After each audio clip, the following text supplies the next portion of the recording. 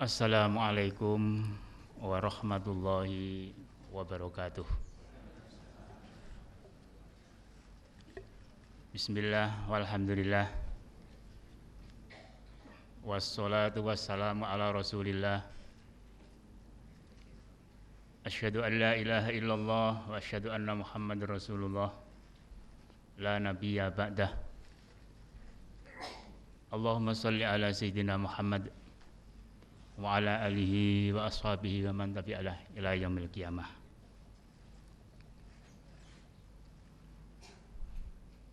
Mengawali khutbah singkat saya ini,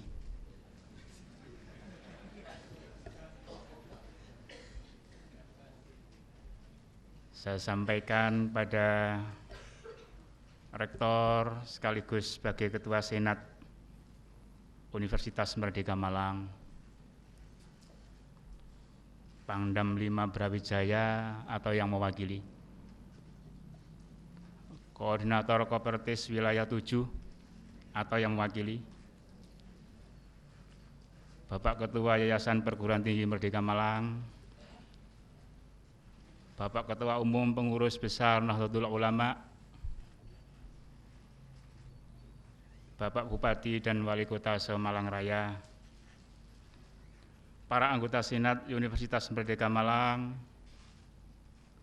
para guru saya yang sempat hadir pada kesempatan ini,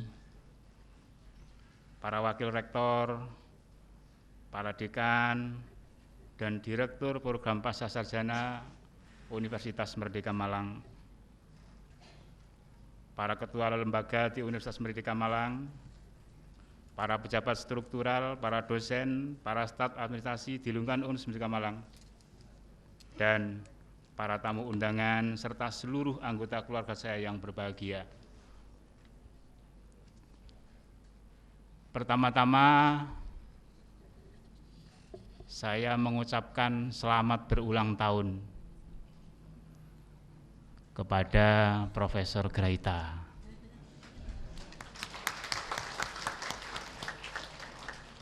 Pas rundingan dulu memang kita sepakati tepat tanggal 8 Desember itu adalah hari ulang tahun Profesor Graita.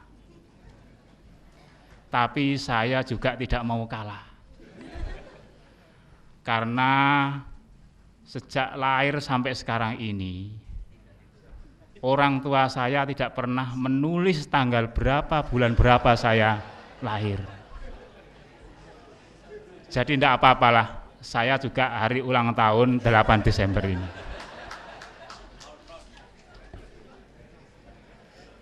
Bapak Ibu yang saya hormati, memang dengan beliau ini saya sudah sering bersama-sama ya. Mohon maaf Pak Tris. Ya. Jangan ditafsirkan yang macam-macam. Kami bersama-sama mengikuti program D3 Bahasa Inggris. Ya, dan bersama-sama juga belum selesai sampai sekarang. Bapak Ibu yang saya hormati, ini biar tidak ngantuk ya, tadi saya lihat ada yang ngantuk. Tadi Profesor Graita sudah menyampaikan banyak hal yang terkait dengan akuntan. Ini tentu bagaimana kita membuat laporan, hitung-hitungan yang baik, yang benar, ketika kita melaporkan kepada sesama manusia. Nah, ini yang akan saya sampaikan ini, laporan kepada sesama manusia juga laporan kepada Tuhan Yang Maha Esa. Jadi lebih tinggi lagi ya. Oleh karena itu dengarkan ini ya. Kalau tadi ada ngantuk-ngantuk, jangan sampai ngantuk ini. Bapak Ibu yang saya hormati, saya memilih tema pidato pengukuhan ini metode intikoi dan insyai. Sebuah solusi pembentukan mazhab fikih kontemporer di Indonesia. Fikih itu hukum Islam Pak Bu ya. Jadi fikih itu identik dengan hukum Islam. Kenapa masalah ini tertarik untuk saya angkat dalam pidato pagi hari ini? Karena saya melihat bahwa Indonesia ini perlu adanya satu metode untuk pembentukan hukum Islam. Karena Indonesia ini bukan Arab. Ada memang sebagian yang sama, tapi tidak seluruhnya sama. Kalau dulu misalkan Imam Abu Hanifah, Imam Hanafi, karena beliau ini hidup di Irak yang jauh dari pusat produksi hadis, maka beliau lebih happy dengan menggunakan metode qiyas dan ikhtisan, artinya mengoptimalkan sumber daya akal daripada nanti menggunakan hadis yang belum jelas sahihnya. Kebalikannya Imam Malik, ketika beliau hidup di Madinah, Imam Malik ini karena Madinah itu dekat dan merupakan sumber atau pusat produksi hadis, sehingga Imam Malik lebih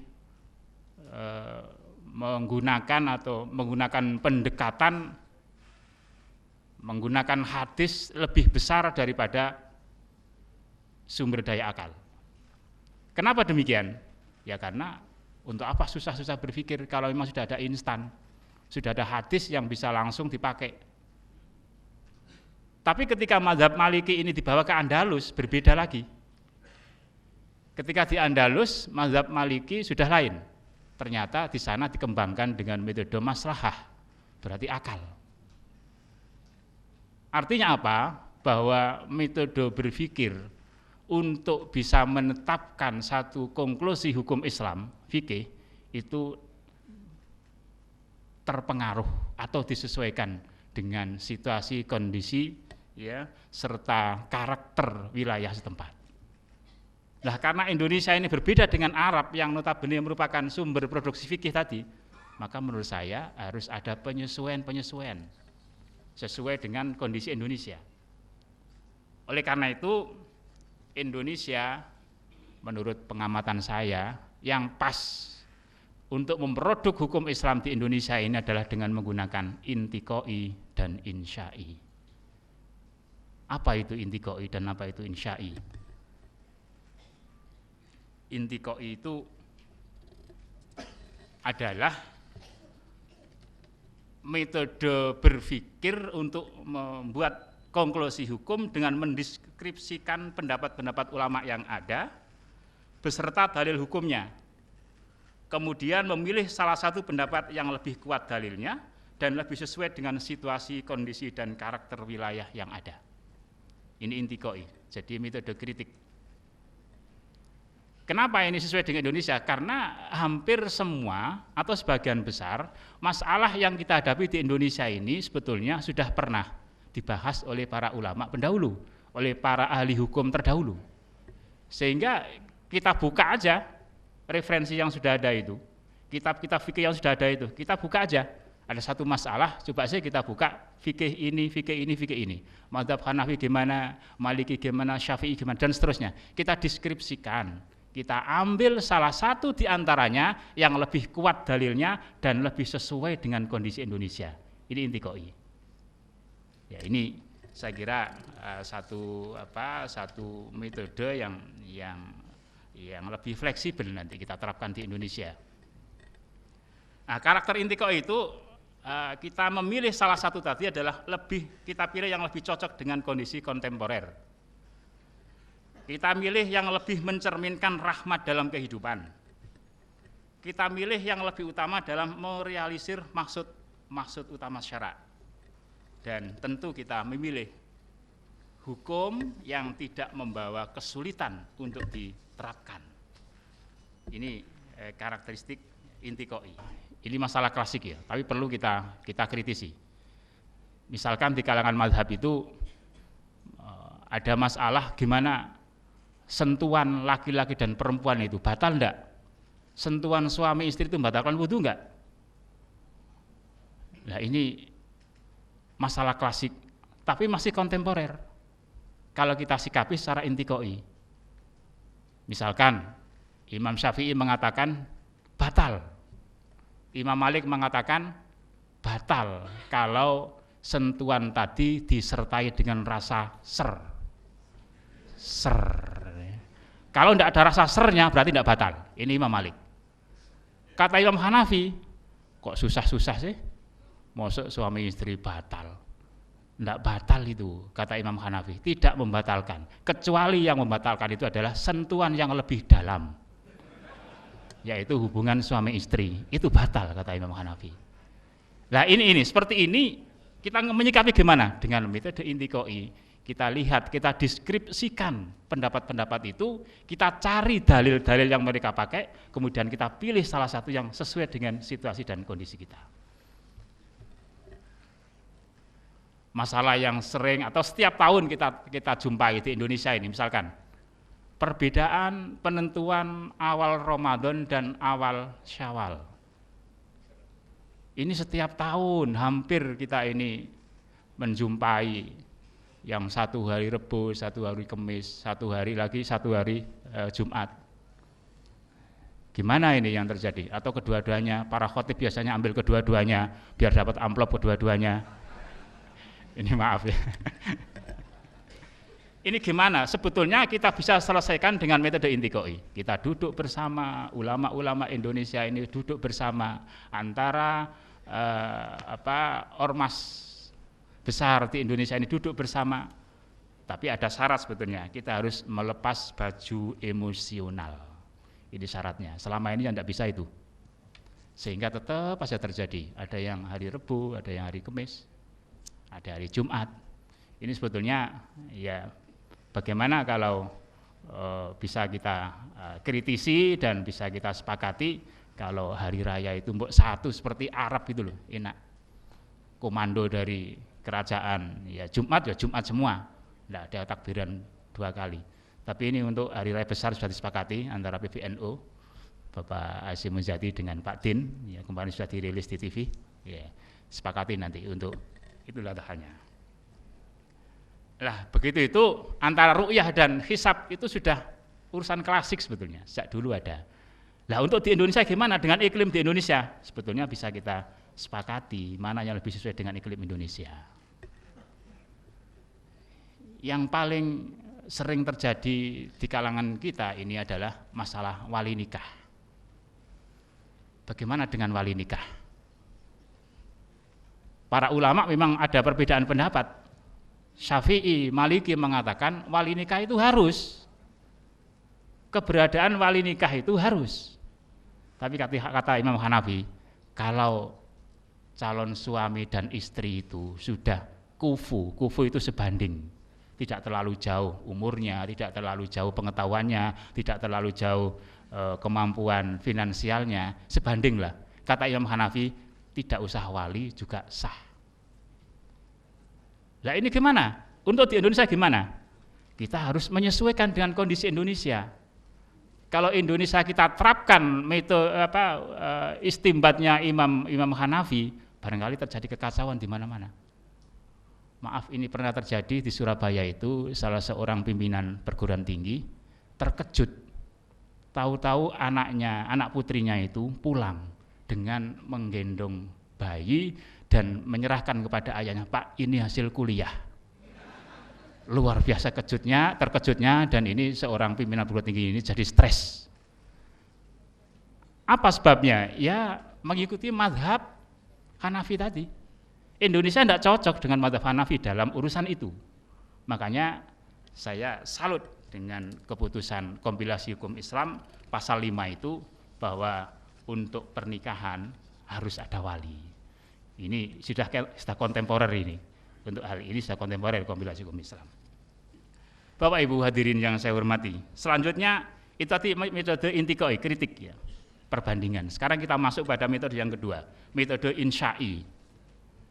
Metode insya'i itu begini, ketika kita tidak temukan dalam referensi kitab-kitab fikih klasik hukum Islam itu, maka kita harus mencari solusi, harus mencari keputusan hukum yang baru, karena tidak boleh ada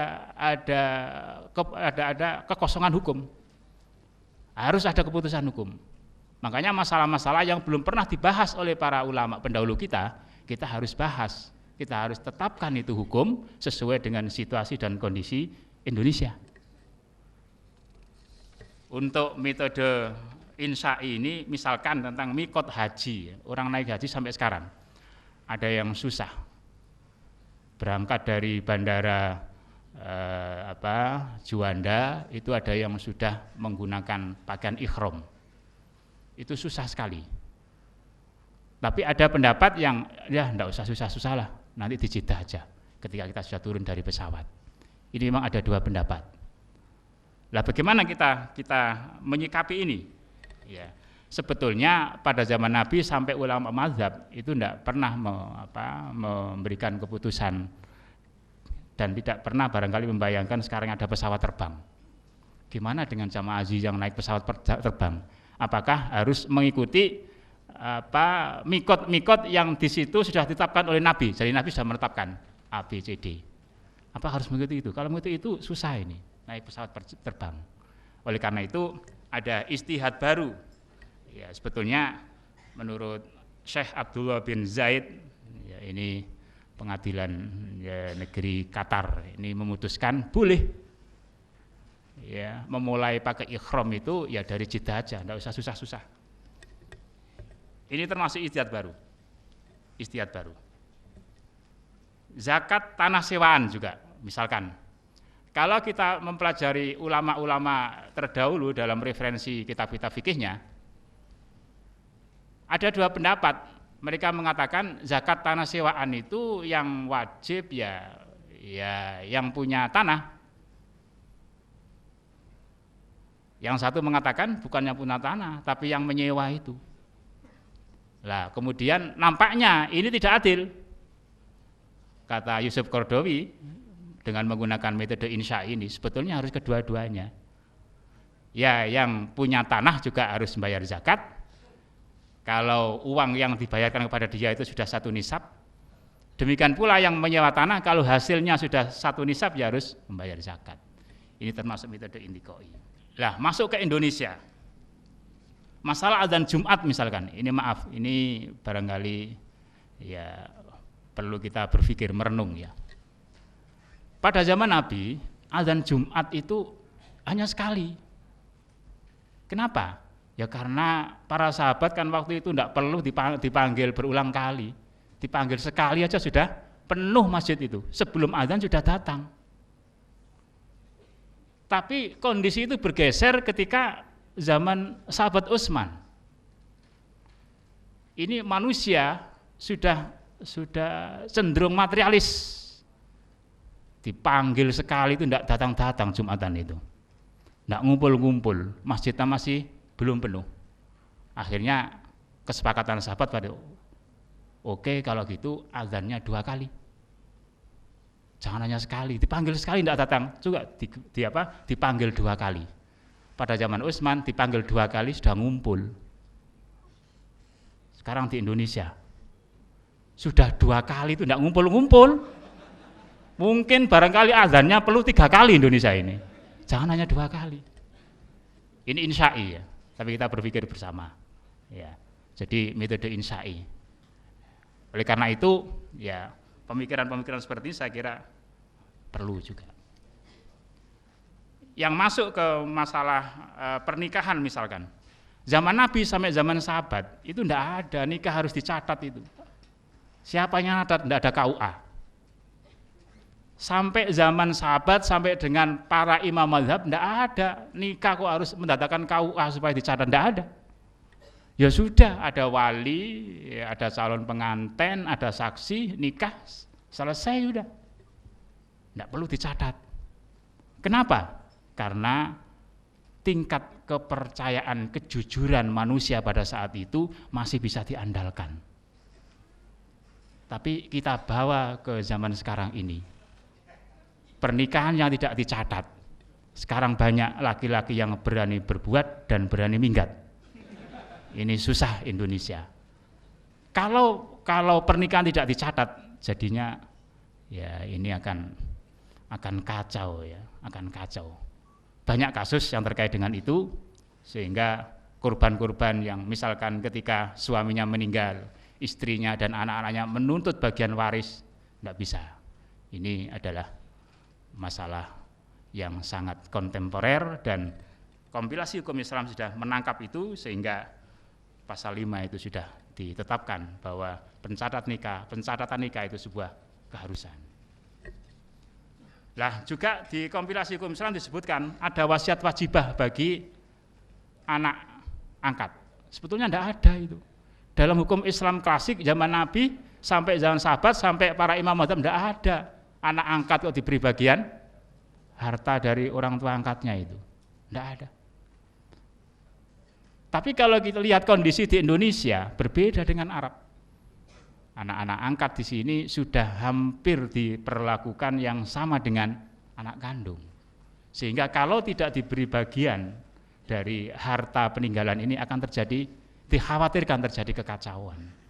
Maka kompilasi hukum Islam ya, pasal 2009 itu lebih progresif, sudah menentukan anak angkat bisa mendapat bagian warisan dari bapak angkatnya melalui wasiat wajibah. Wasiat wajibah itu wasiat yang secara otomatis, automatically dia dapat harta dari bapak angkatnya itu melalui tentu yang menentukan adalah pengadilan agama. Bapak Ibu hadirin yang saya hormati, sebagai penutup dari khutbah singkat saya ini, bahwa metode pembentukan mazhab fikih atau hukum Islam itu selalu dipengaruhi oleh situasi, kondisi, dan karakter wilayah yang ada. Nah, situasi, kondisi, dan karakter wilayah Indonesia ini tidak seluruhnya sama dengan Arab yang menjadi sumber fikih klasik itu. Oleh karena itu perlu ada metode yang cocok dengan nuansa dan iklim Indonesia. Untuk membangun mazhab fikih di Indonesia ini, mazhab fikih kontemporer di Indonesia perlu ada dua metode tadi penawaran saya, metode intiqai dan metode insyai. Ya, hanya Allah yang maha tahu segalanya. Semakin banyak bacaanku dan semakin banyak pengetahuanku, maka semakin nampak kebodohanku. Ya Allah, berikanlah kepadaku ilmu yang bermanfaat untuk menuju ridho-Mu.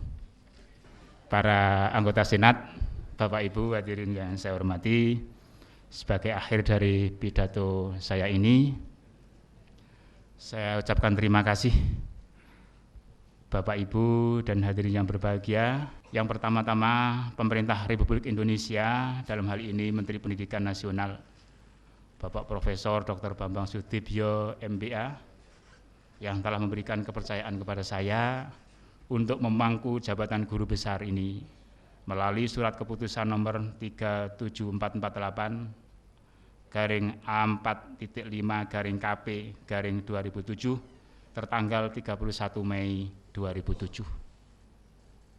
Selanjutnya Ibu Dr. Kidawati Sadana MS, Rektor sekaligus Ketua Senat Universitas Merdeka Malang, serta para anggota Senat yang telah banyak memberikan motivasi dan bantuan kepada saya sehingga bisa mencapai jabatan akademik tertinggi ini.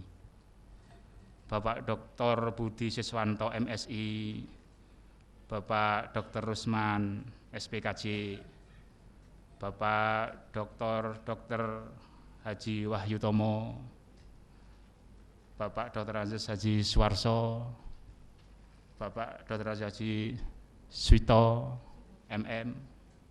Mereka adalah para mantan rektor Universitas Merdeka Malang yang telah banyak memberikan dorongan dan bantuan secara lahir dan batin sehingga saya dapat menyelesaikan studi S2 dan S3 yang akhirnya bisa mencapai gelar profesor ini.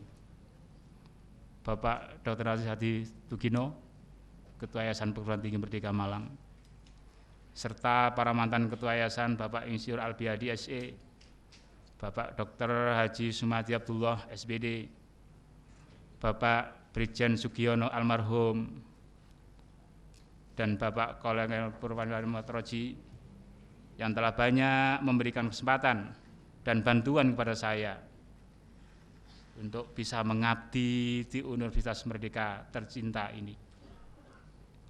Bapak Husain Muslimin, Dekan Fakultas Hukum, yang juga sekarang menjabat sebagai Wakil Rektor 2 Unmer Malang, Bapak Profesor Dr. Anwar Sarwisi, mantan pembantu Rektor 1 Unmer Malang, Bapak Profesor Dr. Agus Solahuddin, Wakil Rektor 3 Unmer Malang, Bapak Gaspar Ganggas, SHMS, mantan PR3 Unmer Malang. Mereka ini banyak sekali memberikan bantuan, banyak jasa yang mereka berikan dalam proses pengajuan guru besar saya yang akhirnya sampailah pada pengukuhan hari ini.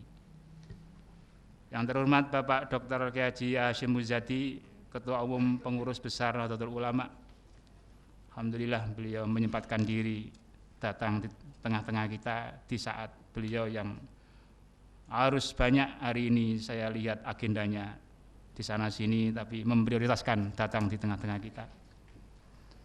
Bapak Profesor Dr. Haji Imam Suprayogo, Rektor UIN, Bapak Profesor Dr. HM Ridwan Nasir, Rektor IAIN Surabaya, Bapak Dr. Andes Kiai Haji Ahmad Mudor, SH, Rektor Unisla Lamongan, beserta para pembantu Rektor Unisla yang hadir pada kesempatan ini, juga Dekan FAI yang hadir pada kesempatan ini, Bapak Dr. Nisir Haji Razwan Basri, Ketua Yayasan Sunan Giri Unisla Lamongan yang sekaligus beliau sebagai Ketua Yayasan Unisma Malang, Bapak Profesor Dr. Mujamil Komar, MAG, Ketua Stain Tulungagung, Bapak Profesor Dr. Imam Bawani, Rektor Unibdu Jombang, Profesor Dr. Mujia Rajo, MBD, Profesor Dr. Imam Malik, MAG, Dr. Imam Fuadi, MAG, Bapak Dr. Andes Dahlan Tamrin, MAG, Bapak Dr. Andes Bambang Nurstio, MS, Bapak Dr. Andes Haji Jumran Syah Endar, MED, yang semua mereka telah memberikan banyak motivasi kepada saya sehingga tercapailah jabatan guru besar ini. Bapak Dr. Andes Mukson MM, Bapak Ari Priyono SH, Bapak Ribut Haryanto selaku tim UKP Universitas Merdeka Malang yang telah banyak memberikan bantuan untuk proses usulan guru besar saya sehingga lancar sampai turunnya SK Mendiknas ini.